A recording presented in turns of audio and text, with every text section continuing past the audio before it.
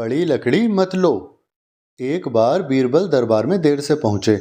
जब बादशाह ने देरी का कारण पूछा तो उन्होंने बताया, मैं क्या करता हुजूर, मेरे बच्चे आज जोर जोर से रोकर कहने लगे कि दरबार में न जाऊं।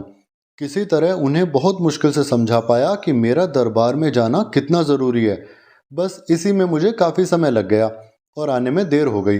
बादशाह को लगा कि बीरबल बहानेबाजी कर रहा है। बीरबल के इस उत्तर से बादशाह को तसल्ली नहीं हुई। वे बोले, मैं तुमसे सहमत नहीं हूँ।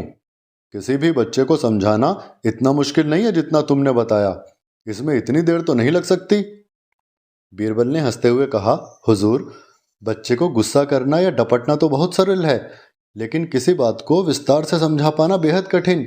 अकबर बोले, मूर्खों जैसी बातें मत करो बीरबल। अंतिम बार पूछ रहा हूँ, गंभीरता से उत्तर दो। ये क्या बात हुई कि एक जिद्दी बच्चे को मनाने में समय लग गया? मेरे पास कोई बच्चा लेकर आओ, मैं तुम्हें दिखाता हूँ कितना आसान काम है ये। अब बीरबल के पास और कोई रास्ता नहीं बचा। बोले, ठीक है जहां बना, मैं खुद ही बच्चा बन जाता हूँ और वैसा ही व्यवहार करता हूँ। तब आप एक पिता की भांति मुझे संतुष्ट करके दिखाएं, लेकिन इस विषय में मेरी आपको अंतिम चेतावनी है महाराज, सोच लीजिए। अकबर ने बीरबल की बात अनसुनी कर दी। फिर बीरबल ने छोटे बच्चे की तरह बर्ताव करना शुरू कर दिया। पहले तो उन्होंने तरह तरह के मुंह बनाकर बादशाह अकबर को चिढ़ाया और किसी छोटे बच्चे की तरह दरबार में यहाँ वहाँ उछल कूद करने लगे। कभी मुल्ला दो प्याजा की मूछें खींच दें, कभी किसी दरबारी की पगड़ी जमीन पर फेंक दें। फिर वे जाकर बादशाह अकबर की गोद में बैठ गए और अकबर की मूछों से खेलना शुरू कर दिया। बादशाह कहते ही रह गए, नहीं नहीं मेरे बच्चे, ऐसा मत करो, तुम तो अच्छे बच्चे हो ना, बहुत पढ़ने लिखने वाले समझदार बच्चे हो। बताओ जरा, 5 और 6 के बाद क्या आता है? हाँ। बीरबल ने कुछ देर सोचा, फिर कहा, 7 और 8। शाबाश बेटा।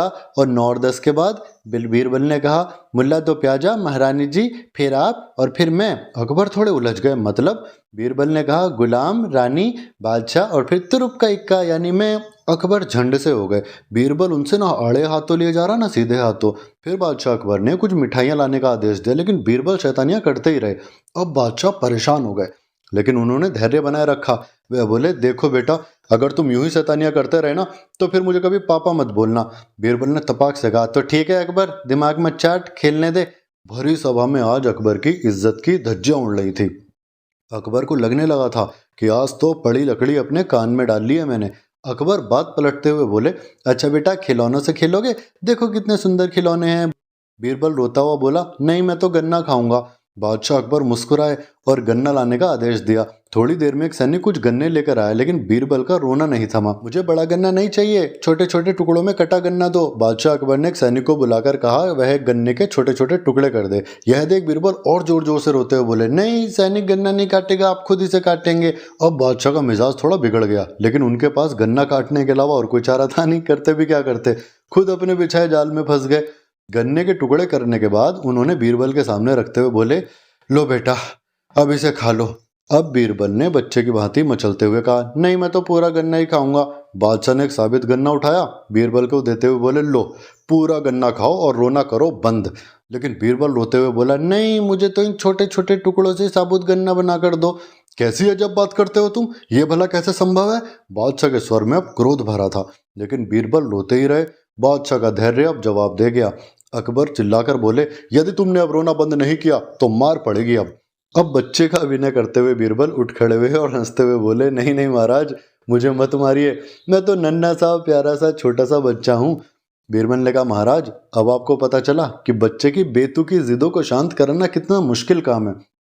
बीरबल की बात से सहमत अकबर बोले, हाँ ठीक कहते हो बीरबल, मैं भी सड़क पे पड़ी लकड़ी अपने कान में डाल लूंगा, लेकिन कभी बिगड़ैल बच्चे से मुंह बकी नहीं करूंगा। रोते चिल्लाते जिद पर अड़े बच्चे को समझाना सचमुच बच्चों का खेल नहीं है। दोस्तों, ये कहानी आपको पसंद आई हो तो प्लीज़ चैनल को सब्सक्राइब कीजिएगा, ताकि ऐसी कहानियाँ आपको सुनने को मिलते रहें। धन्यवाद।